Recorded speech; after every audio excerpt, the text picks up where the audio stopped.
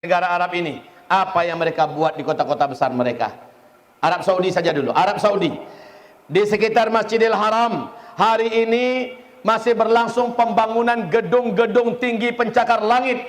Bukit-bukit yang ada di sekitar Masjidil Haram disapu rata, dan berdirilah Tower Zamzam yang ketinggiannya 640 meteran dengan jam terbesar nomor 1 di dunia. Di sekeliling Masjidil Haram masih terus berlangsung pembangunan yang direncanakan 2022 selesai. Maaf, 2020 selesai. Madinah Al-Munawwarah, Masjid Nabawi kayak mau tenggelam, dikelilingi dan dikangkangi oleh hotel-hotel megah mewah besar-besar, hotel-hotel bintang 5. Apalagi daerah dekat Baqi', lagi dibangun bangunan yang akan membuat terpelanga dan terperangah seluruh mata dunia nanti kalau udah jadi, Pak. Riyadh, ketika Raja Abdullah masih hidup, Pangeran Salman diangkat menjadi gubernur untuk memimpin daerah Riyadh. Ibu kota Riyadh disulap oleh Pangeran Salman menjadi kota metropolitan mengalahkan Eropa dan kota-kota besar di Amerika. Jeddah dijadikan sebagai kota peradaban, kota perdagangan dan persimpangan Timur Tengah. Ini baru Arab Saudi. Lihat Kuwait. Kota-kota yang dibangun oleh pemerintah Kuwait hari ini mengalahkan kemajuan dan canggihnya bangunan-bangunan yang ada di Eropa, yang ada di Amerika, dan bahkan yang ada di dunia. Kuwait kalah oleh Bahrain. Bahrain luar biasa keindahannya, hampir mengejar Uni Emirat Arab, tetapi masih kalah oleh Uni Emirat Arab. Bahrain, ketika saya diundang oleh Duta Besar Republik Indonesia di Qatar, saya isi kajian selama 10 hari di Doha dan sekitarnya. Masya Allah, selfie-selfian saya udah nggak malu-malu. Di belakang gedung-gedung tinggi pencakar langit, banyak pantai-pantai yang disulap menjadi reklamasi. Indah sekali di Qatar. Semuanya harus mengaku kalah oleh kota terindah dan termewah, termegah, terlengkap, kota mimpi dunia, Abu Dhabi di Uni Emirat Arab. Siapa yang tidak kenal dengan Abu Dhabi? Cuma di Abu Dhabi yang nggak ada di dunia ada di Abu Dhabi. ATM emas cuma ada di Abu Dhabi. Tek keluar emas batangan. Itu cuma ada di Abu Dhabi. Makanan gratis, makanan mewah, silakan ambil berapapun mau. Tapi yang masuk ke sana cuma orang miskin. Jadi kalau ada orang masuk ke sana, dianggap langsung miskin tuh. Gratis, mau ambil apa saja. Mobil dari kulit luar sampai mesinnya emas, itu cuma ada di Abu Dhabi. Mobil-mobil polisi saja, Ferrari, mobil mewah begitu Pak, miliar-miliaran, itu cuma ada di Abu Dhabi. Dan belum lagi gedung-gedungnya tinggi-tinggi menjulang mencakar langit. Buka saja Google, buka saja YouTube, lihat bagaimana Abu Dhabi hari ini. Dan itu di Arab. Abu Dhabi harus angkat tangan nyerah dengan kota sebelahnya, Dubai. Dubai sampai hari ini masih memegang rekor gedung tertinggi nomor 1 di dunia. Ternyata bukan di Hong Kong, bukan di Tokyo, bukan di Sydney, bukan di Melbourne, bukan di Paris, bukan di London, bukan di New York, tetapi di Arab, tepatnya di Dubai. Nama gedung tertinggi nomor 1 di dunia adalah Burj Khalifah. Tingginya 818 meter.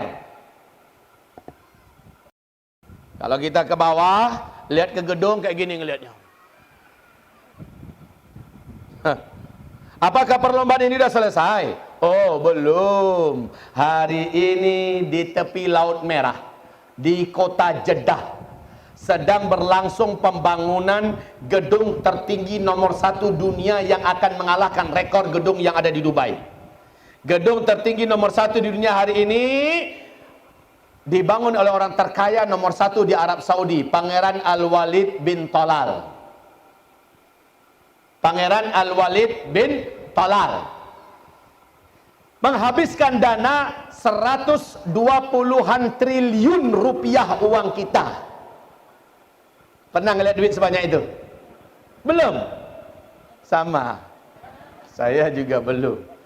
Nolnya berapa itu? Silakan cek. Hari ini pembangunan ini seharusnya 2018 ini selesai, tapi ternyata Pangeran Al-Walid bin Talal kemarin ini kan ditangkap oleh Muhammad bin Salman. Ditangkap, dibekukan aset-asetnya, diambil sebagian hartanya oleh kerajaan Arab Saudi. Maka setelah beliau dibebaskan beberapa bulan yang lalu, pembangunan dilanjutkan dan jadi molor, jadi 2020 selesai. Kalau yang di Dubai tingginya 818 meter, maka Kingdom Tower, gedung yang sedang dibangun di tepi Laut Merah di Jeddah ini ketinggiannya 1,2 kilometer. 1,2 kilometer sampai ke awan. Kaum muslimin, Kuwait baru-baru saja juga mengumumkan akan mendirikan gedung tertinggi di dunia yang ketinggiannya juga di atas angka 1 kilometer. Perhatikan hadis Nabi. Jika zaman itu sudah kalian temukan, maka jarak masa antara kalian dengan kiamat sudah sangat-sangat dekat. Inilah dia zaman kita. Nggak ada zaman yang lain. Hadisnya sahih, tidak terbantahkan dan tidak bisa direkayasa. Oke. Boleh saya menulis? Mudah-mudahan yang jauh bisa fokus melihat dan Allah tajamkan matanya. Kalau saya tidak nampak juga, andalkan pendengarannya, tapi mata fokuslah terus melihat ke arah ustadz dan papan tulisnya. InsyaAllah Allah mudahkan kita mencerna dan memahami. Rasulullah sallallahu alaihi wasallam menyebutkan di dalam hadis diriwayatkan oleh Imam Ahmad. Hadis ini dinyatakan oleh Syekh Ahmad Syakir sebagai hadis yang sahih. Tadi ada berapa tanda besar kiamat? Ada 10 tanda besar kiamat. 7 tanda besar kiamat. Tanda besar kiamat yang ketujuh, sabda Rasulullah, di sini adalah akhir keberadaan umat Islam hidup di muka bumi. Apa yang terjadi? Yang terjadi adalah angin lembut yang wangi, sejuk, bersumber dari Yaman, dengan cepat membungkus muka bumi ini. Angin lembut ini berbau wangi kasturi, tetapi membawa pesan kematian. Siapa saja orang yang beriman di muka bumi ini, saat tersentuh oleh angin itu, saat terhirup olehnya angin tersebut, maka saat itu juga, di tempat itu juga dia langsung tergeletak meninggal dunia. Walaupun orang ini imannya hanya seujung kuku, dia kenal dengan Allah, dia bisa melafazkan kalimat Allah, dan dia ada di pulau, ada di gunung, ada di mana saja. Saat tersentuh oleh angin lembut ini yang pasti akan sampai kepadanya, saat itu juga dia meninggal dunia. Maka serentak satu muka bumi, seluruh orang yang ada iman kepada Allah meninggal dunia, habis. Makanya saya buat istilahnya finish. Tanda besar kiamat yang ke-8, ke-9 dan ke-10, alhamdulillah kita udah nggak adain. Udah nggak ada. Tanda besar kiamat yang pertama, yang kedua, ketiga, dan keempat tadi sudah saya sampaikan. Yang kelima, keenam. Yang pertama apa tadi? Silakan diulang kembali. Dukhan. Yang kedua, Dajjal. Yang ketiga, Isa alaihi salam. Yang keempat, Ya'juj dan Ma'juj. Lepasnya Ya'juj dan Ma'juj. Habis Ya'juj dan Ma'juj, Allah izinkan umat Islam memasuki masa-masa aman. Dan disinilah Islam kembali memimpin seluruh dunia. Dan masa ini Allah sebutkan dalam Al-Quran surat An-Nur ayat 55, tegaknya kembali khilafah Islamiyah memimpin seluruh dunia. Ta'ummul arda, seluruh muka bumi ini masuk dalam wilayah kekuasaan Islam. Dan pada masa ini dunia benar-benar ada di puncak keamanannya, kesejahteraan, kemakmuran. Tidak ada perang, tidak ada bencana, tidak ada krisis ekonomi, tidak ada kelaparan, tidak ada kegaduhan. Bahkan hewan buas pun Allah jadikan jinak, binatang-binatang berbisa pun Allah angkat bisanya. Dan tidak ada orang yang sudi menerima zakat. Jangankan zakat, hadiah saja di fase kelima udah nggak mau orang terima. Padahal hadiahnya bukan main-main, Pak. Rasulullah bersabda, dua telapak tangan kamu bawa emas yang menjulang, kamu bawa dengan dua telapak tangan kamu hadiahkan emas itu kepada tetanggamu. Dihadiahkan, Pak. Bapak tahu apa respon tetangga menerima hadiah emas? Emasnya gini loh, bukan beras, mas, bukan simas. Datang pada tetangga, Pak, ini hadiah dari saya, tolong terima, Pak, lillahi ta'ala. Apa kata tetangga yang baik ini? Masya Allah, kamu adalah tetanggaku yang soleh, kamu adalah tetanggaku yang beriman, kamu sangat mulia dan dermawan. Sayang, di dapur saya ada 3 karung tuh, mau diapakan? Nggak ada yang mau menerima zakat, infak, wakaf, sedekah. Itulah kata Nabi, bersedekahlah kamu banyak-banyak hari ini, karena nanti akan tiba waktu di mana tidak ada lagi yang mau menerima sedekah. Jangankan zakat, infak, wakaf, hadiah pun ditolak oleh orang nanti. Dan itu terjadi pada fase kelima. Kira-kira dapat nggak oleh kita nggak ya fase kelima? Dapat nggak ya? Kira-kira dapat tidak? Jangan jawab sekarang. Nanti habis kita nyampaikan tabligh akbar, insya Allah terjawab nanti. Kira-kira seberapa jauh lamanya ini Pak Ustadz? Tar juga terjawab insya Allah. Lanjut. Kaum muslimin yang kami muliakan, nah kalau ini adalah finish, maka startnya di mana? Startnya di sini, yaitu diutusnya Muhammad bin Abdullah oleh Allah sebagai Nabi dan Rasul penutup. Ini adalah start. Sejak beliau diutus sampai serentak wafat orang-orang Islam satu bumi, Nabi bersabda di dalam hadis sahih diriwayatkan oleh Imam Ahmad, apa kata Rasulullah sallallahu alaihi wasallam? Kalian semua akan menjalani 5 fase sejarah. Fase yang pertama, fase pertama ini takunun nubuwah fikum masyaallah an takun. Ini fase pertama. Fase nubuwah. Yang memimpin umat Islam pada fase ini langsung beliau, Nabi Muhammad sallallahu alaihi wasallam. Fase ini berlangsung selama 23 tahun. Dan fase ini pasti berakhir kata Rasulullah sallallahu alaihi wasallam. Lalu masuklah fase kedua. Fase kedua, umat Islam summa takunu khilafatan ala minhajin nubuwah. Kemudian masuklah fase kedua, yaitu fase khilafah dengan konsep kenabian. Fatakunu masyaallah antakun summa yarfa'uha idza syaa ayafa'aha. Fase ini disebut dengan fase khilafah ala minhajin nubuwah, kekhalifahan dengan konsep kenabian. Para khulafa rasyidin melanjutkan pemerintahan apa adanya gaya Nabi. Dan ini berlangsung selama 30 tahun. 30 tahun. Kemudian fase ini juga pasti berakhir kata Rasulullah sallallahu alaihi wasallam, masuk pada fase ketiga. Fase ketiga ini yang paling panjang dan paling lama, 1227 tahun. Dan ini disebut dengan fase mulkan abdan. Para khalifah sudah mengganti sistem kekhalifahan kepada sistem kerajaan. Gelarnya tetap khalifah, tapi sistem yang dipakai adalah sistem kerajaan. Di dalamnya ada 3 dinasti. Dinasti Bani Umayyah, dinasti Bani Abbasiyah, dan dinasti Bani Utsmaniyah. 3 fase ini habiskan masa 1227 tahun. Dan fase yang ketiga, sepakat para pakar dan ahli sejarah juga telah selesai. Kapan? Runtuhnya khilafah Islamiyah Al-Utsmaniyah di Turki pada tanggal 3 bulan Maret tahun 1924. Sejak itu selesai sudah. Islam di 3 fase ini masih memimpin dunia. Berakhir di sini. Masuk fase keempat. Nah ini fase kita. Perhatikan baik-baik. Masuklah fase keempat.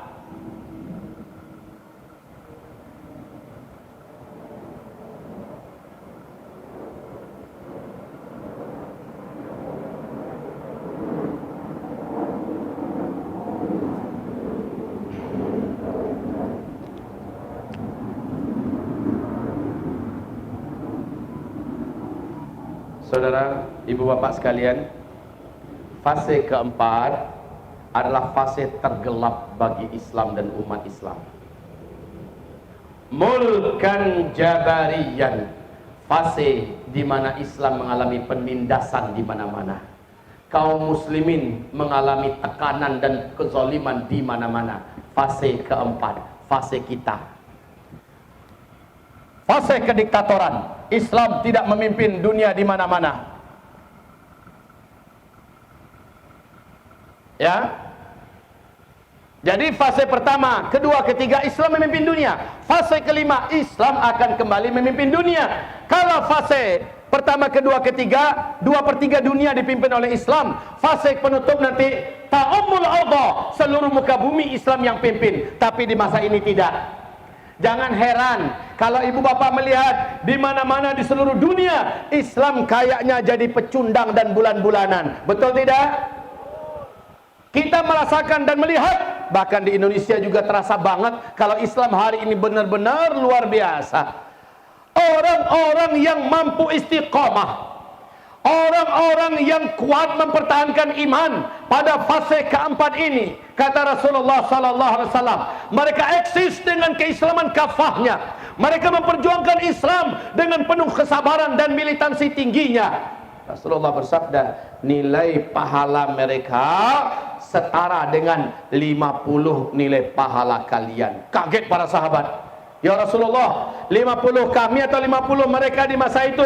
Bal minkum, 50 kalian, kata Rasul kepada para sahabat. Awas, perhatikan betapa gembiranya kita mendengar berita ini. Orang yang istiqomah pada fase keempat, orang yang terus bersabar dalam mengamalkan Islam, mengajarkan Islam, mendakwahkan Islam, memperjuangkan Islam, menanggung resiko apapun yang mereka tanggung di fase keempat ini, berhak mendapatkan pahala 50 kali lipat pahala para sahabat. Allahu Akbar.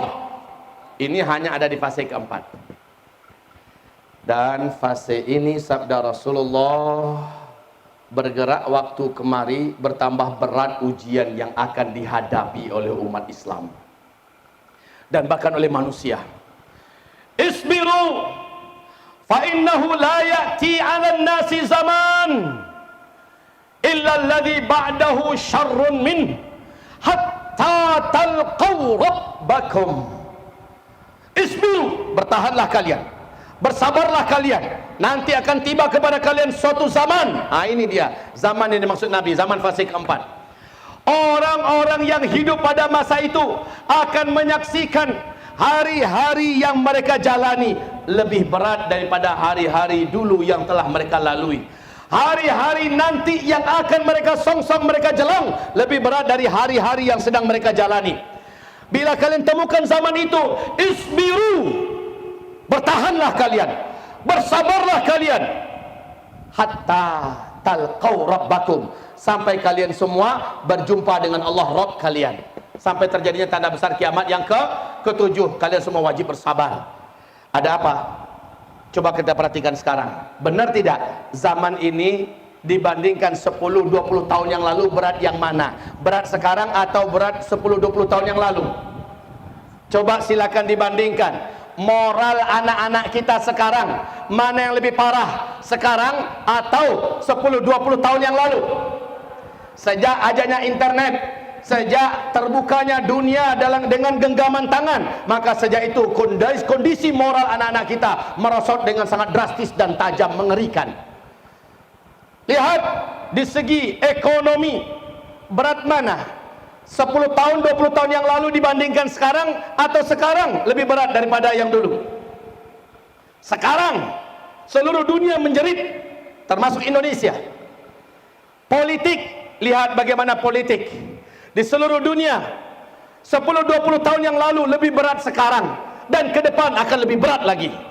Saya berani pastikan, entah seperti apa bentuknya Allahu a'lam, saya berani pastikan Indonesia makin kesananya sama dengan negara yang lain, makin kacau balau, makin amburadul suasana politiknya. Tetapi ada kabar gembira, ada kabar gembira. Allah jamin makin hebat ujian, makin dahsyat tempaan, makin kacau keadaan, makin dekat Islam memegang peranan, makin dekat Islam memenangkan pertempuran. Islam akan memimpin seluruh dunia insya-Allah ta'ala. Kenapa? Nabi bersabda pada fase keempat, iman orang-orang yang beriman di akhir zaman mendekati imannya para sahabat. Takbir! Iman orang beriman di akhir zaman semakin teruji. Semakin banyak ujian yang menempa mereka. Mereka tertempa dengan ujian dan imannya menjadi semakin militan. InsyaAllah pada fase keempat. Ini dia fase kita. Coba saja lihat sekarang. Bandingkan dulu rata-rata sepi dan sunyi, kita melihat adanya menyaksikan ibu-ibu dengan pakaian syariat yang lengkap. Sekarang udah Masya Allah. Dulu pondok-pondok pesantren agak kurang peminatnya. Sekarang rata-rata pondok pesantren sudah hampir-hampir tidak bisa menerima murid. Termasuk di pesantren kami sulit mau menerima murid. Kenapa? Nggak ada lagi tertampung oleh tempat. Dulu mana ada mak-mak tahfiz sebanyak sekarang. Sekarang bermunculan para hafiz-hafiz yang luar biasa. Betul? Apalagi setelah pelecehan Al-Quran surat Al-Ma'idah ayat 51. Saya melihat luar biasa. Umat ini terbelah dua. Dan Nabi bersabda menjelang Dajjal nanti keluar, umat ini akan terbagi kepada fustataini. Fustatu iman la nifaqa fih, fustatu nifaqa la imana fih. Fa idza kana dzak fantadhirid dajjal min yaumihi aw min ghadih, kata Rasulullah. Menjelang Dajjal keluar, umatku akan dibelah dulu oleh Allah dengan ujian iman kepada dua belahan. Fustatu iman la nifaqa fih. Satu belahan mereka orang-orang beriman saja yang di sini. Yang ada di kubu ini orang-orang beriman saja, la nifaqa fih. Tidak ada kemunafikan pada mereka. Fustatu nifaqa la imana fih. Lalu kelompok yang kiri, kelompok munafik, tidak ada keimanan pada mereka. Fa idza kana dzak, kalau itu sudah kalian kondisinya terwujud, fantadhirid dajjal min yaumihi aw min ghadih. Tunggu Dajjal hari itu atau besoknya keluar.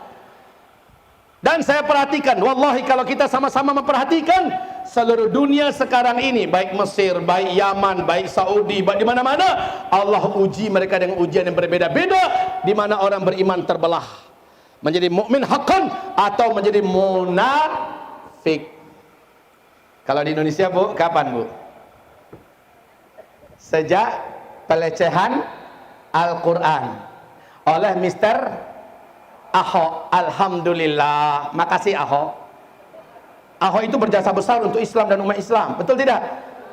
Gara-gara beliau akhirnya ulama bersatu. Gara-gara beliau akhirnya ayat yang tabu diumumkan dan didakwah oleh para alim ulama lalu menjadi booming. Umat jadi tahu haram angkat orang kafir menjadi pemimpin. Wala wal barra pun akhirnya terkuak dengan begitu terang benderang. Alhamdulillah, gara-gara beliau umat juga jadi bersatu. Kita melihat banyak betul jasanya Ahok. Jadi kalau ada Ahok award, kita berikan untuk beliau. Alhamdulillah, sejak itu kita menyaksikan umat Islam terbelah. Mukmin bersama dengan para ulama bela Islam, bersama dengan para ulama bela Quran, bela ulama. Alhamdulillah, makin kesininya makin terwujud bentuk kesatuan dan persatuan umat. Umat sudah mulai sami'na wa ata'na dengan komando para ulama. Allahu Akbar. Sementara yang kubu sini ada juga kiainya, ada juga ustadznya, ada juga partai-partainya yang gabungnya ke sini. Orang apa-apa, tidak apa-apa. Biarkan saja mereka menunjukkan identitas mereka. Ada yang nyebrang, pada sebelumnya hafiz Quran, sebelumnya dia alim segala macam, nyebrang ke sana. Orang apa-apa tentu. Zaman dulu juga sudah ada Ar-Rajal Unfuha, nyebrang juga. Masya Allah. Ibarat Allah yang kami muliakan. Yang sebelah sini, fustatu nifaq la imana fi. Di zaman ini, hanya di zaman ini, fase keempat, umat ini terbelah dua. Di Malaysia juga kejadian sama. Di Brunei kejadian sama. Di Arab Saudi sekarang melihat kejadian sama. Yang keren malah di Arab Saudi, ulama-ulamanya, orang-orang solehnya, khatib-khatibnya, imam-imam yang istiqomahnya ditangkapin semua dan masuk penjara oleh penguasa yang saat ini, di mana kebijakan sang ayah diputar balik oleh beliau, oleh Muhammad bin Salman. Kita melihat Qatar diembargo, kita melihat bagaimana Turki akhirnya ditinggalkan oleh beliau. Tapi tidak apa-apa, ini juga nubuat Nabi SAW. Justru saya bersyukur, alhamdulillah, makin tumpang tindih Allah memperlihatkan tanda-tanda akhir zaman, dan semuanya ada dalam hadis Nabi. Maka dengan ini semakin padat dan kuat keyakinan kita yang dimaksud dengan akhir zaman. Baik, kita lanjutkan fase keempat. Pada fase ini, oh ya sebentar, kita tidak sedang memimpin dunia, kita betul-betul dizalimi dan ditindas. Jangan heran, kita hanya butuh istiqomah di sini, sabar. Orang-orang yang tidak mampu dan istiqomah, seperti kata Rasulullah, mawada'a hadhil ummah illa latamathu latmah. Tidak ada satu orang umat pun daripada umatku ini nanti pada masa itu melainkan akan mendapatkan tamparan dari fitnah duhaimah, di mana tamparan itu ada yang menyebabkan orang pingsan, ada yang pura-pura pingsan, ada yang terkapar lalu dia bangkit berusaha untuk istiqomah, ada yang betul-betul maju melawan. Dan inilah orang kondisi pada fase keempat. Baik, fase keempat ini tidak lama, insyaallah ta'ala.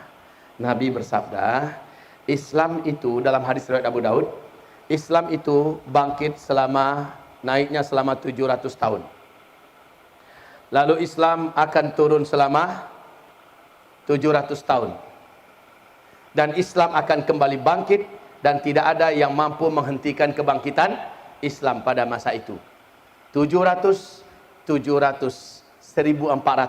Sekarang sudah 1440 Hijriah. Kalau ditarik ke belakang, Hijriahnya ditarik ke belakang ke 1400, maka 39 tahun yang lalu lebih sedikit beberapa hari, ini pas di tahun 1979 ada titik terendah Islam itu jatuh. Dari 1979 Islam sedang melesat menuju kebangkitannya sampai pada hari ini. Kenapa saya begini gagah menyampaikan? Mari kita simak fase kelima. Ini fase kelima. Fase kelima, Allah berjanji dalam Al-Quran. Surat berapa tadi? Surat An-Nur, surat yang ke-24, ayat yang ke-55, bahwa bumi akan kembali Allah percayakan dipimpin oleh khilafah Islamiyah. Ini janji Allah. Wahai guru-guru yang mulia, wahai ayahanda yang tercinta, wahai anak-anakku yang terkasih tersayang, wahai bunda yang kami hormati, wahai seluruh muslimin dan muslimat, ini janji Allah di dalam Al-Quran. Surat An-Nur ayat 55. Dan juga dalam hadis ini fase kelima, Islam memimpin dunia.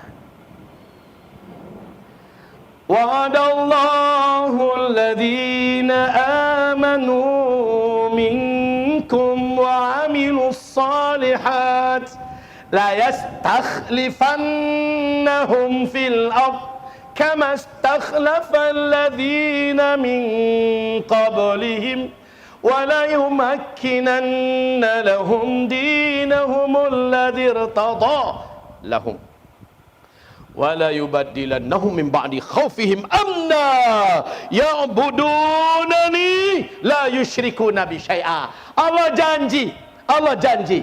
Inilah dia surat An-Nur, bahwa kalian kelak akan kembali memimpin seluruh dunia. Kenapa saya seperti ini? Karena ada orang-orang yang menolak. Jangan bicara-bicara khilafah Islamiyah. HTI bahaya. Ustaz Abdul Samad mengalami persekusi karena dituduh sebagai HTI. Kenapa? HTI membawa akidah dan ideologi khilafah. Saya kasih tahu ya, khilafah Islamiyah itu bukan bahasanya HTI, itu bahasanya Al-Quran. Terdapat di dalam surat An-Nur ayat 55.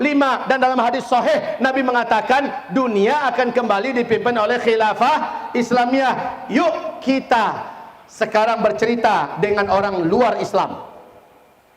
Pada bulan Februari tahun 2012, NIC di New York mempertemukan 15 intelijen negara-negara besar yang terkuat intelijen di seluruh dunia. Mereka duduk berunding, merapat antar satu dengan yang lain, membicarakan siapakah calon pemimpin dunia 2020 ke atas.